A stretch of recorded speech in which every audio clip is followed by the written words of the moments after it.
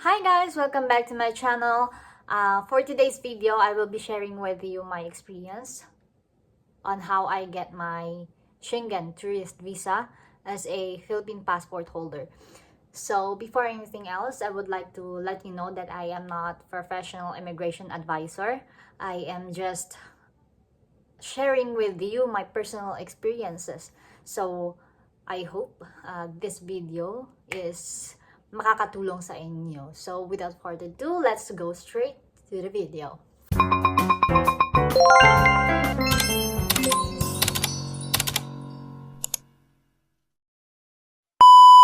So, by the way guys, just a short story time lang. Sa pag-a-apply ko pala ng Schengen Tourist Visa is pure DIY lang talaga. As in DIY lang.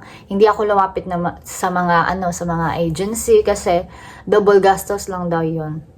Kasi nagbe-base kasi ako sa mga nakikita ko rin sa mga nagba-vlog about sa pag-a-apply din nila ng visa. So ayun, nag-DIY ako and kagustuhan ko rin naman yun kasi gusto ko rin makapagtipid. And again, sa pag-a-apply ko ng Schengen visa is sponsored by my husband. And that time na nag-a-apply ako is magjojowa pa lang kami. Hindi kami mag-asawa pa noon. So, ito na nga. Before I start mentioning all the requirements that I have here, please remember to always check the website of the embassy where you're going to apply. Because there are times na mag-change sila ng requirements or may idadagdag sila. Kagaya sa akin, akala ko need ko pa mag-provide ng CFO pero di na pala.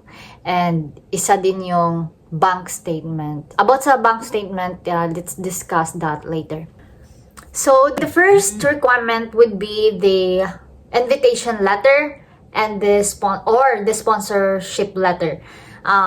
Dapat nakalagay sa letter is yung duration of your stay, purpose of your stay, and the complete address of the sponsor.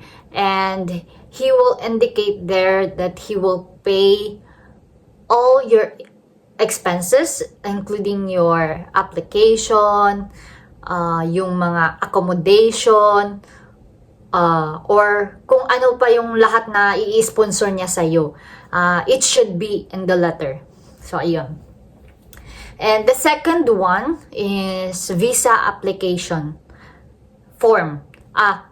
Dapat yun yung fini-fill upan mo sa website and mapiprint mo yan after mo mag-pay. And sa akin, nabayaran ko is 80 euro. And payment method dun is card lang, only card and credit card. So yun, yung ginagamit ko sa pagbayad is card ng husband ko. So, the third one, itinerary non-confirmed booking. So, ayun, nagpunta ko sa mga agencies, mga airline agency, mga ganyan. Nakadepende kasi may mga agency na hindi sila nag-o-offer ng mga non-confirmed booking, ganyan. Mayroon din na nag-o-offer. And sa akin, yung presyo is 350. So, may iba before ako nag-apply, nagtatanong-tanong ako, sabi nila 500, pero sa akin 350 lang yung nabayaran ko. Nakadepende siguro yun. And fourth one is travel insurance. So, sa travel insurance naman is nabayaran ko is almost 10,000. Almost 10,000. Nakadepende yun sa kasi sa visa application ko is tawag dun, in-indicate ko na 87 days ako magstay dito sa country ng husband ko. And yun, pagkuha ko ng travel insurance, nag-ask sila sa akin sa itinerary non-confirmed booking ko kasi nakalagay din doon na ilang days ako magstay dito.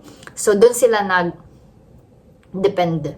So, ayun, almost 10K yung nabayaran ko. And, the fifth one is passport copy mo. Yun lang. And, 6 is work contract mo if may work ka. But, if wala, kasi, if may work ka, pwede mo yung gamitin as strong ties mo. Na, proof mo na may rason ka talaga na babalik sa Pilipinas. So, ayun. If wala kang work, pwedeng, property, title, land title, or kung anong meron ka, or kung wala ka nun, or kung meron kang business, something like that, mga business permit, yan, copy of business permit, or DTI, or ganyan lang. Kasi sa akin, wala na akong business permit, kasi expired na, pero yung DTI ko, hindi pa expired. So, yun yung ginagamit ko as strong of ties. And, ayun nga, okay naman. And sa mga single mom din dyan, pwede nyo din gagamitin as strong of ties yung birth certificate ng anak nyo. So, ayun lang. So, 7, Senomore. So, proof of, na single ka. Ayun lang. And, 8, PSA birth certificate mo. 9, bank statement mo. So, ayun nga. Nagtanong ako sa kaibigan ko, yung country na pinuntahan niya is Norway. And sa pag-apply niya ng Schengen tourist visa is okay lang, Norway embassy na at least 30K ang laman ng kanyang bank account. But sa akin, ginawa ko yan, 35K yung laman that time, yung bank account ko. And after 5 days,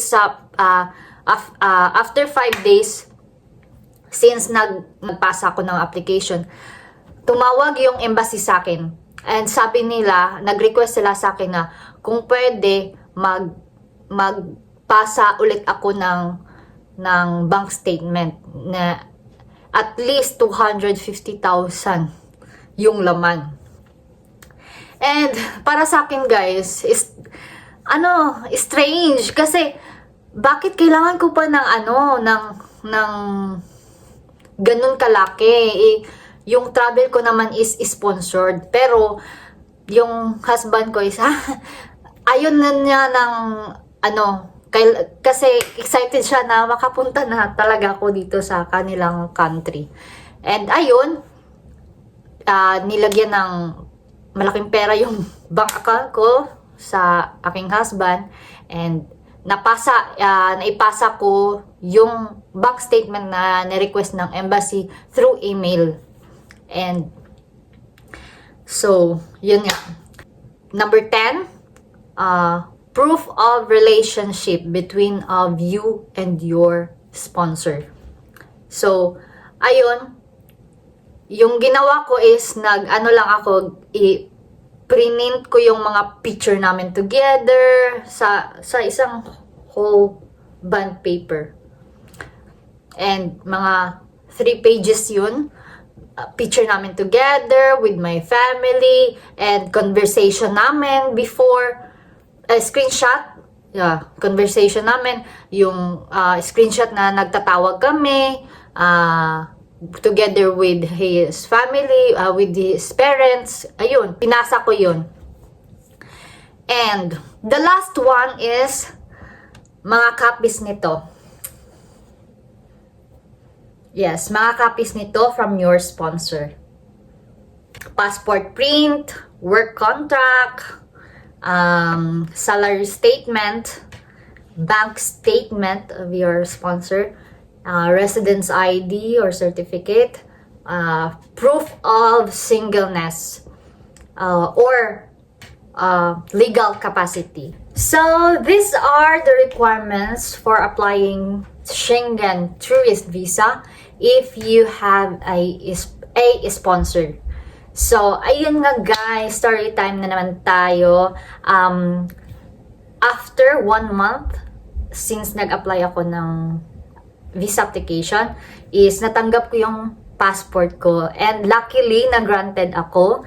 But, may halong kaba kasi, honestly, first time ko mag-travel international. As in, first time ko mag-travel international. So, ayun nga, agad ding nagpadala sa akin si husband ng AOS or Affidavit of Support para kasi yun yung ipapakita ko sa immigration.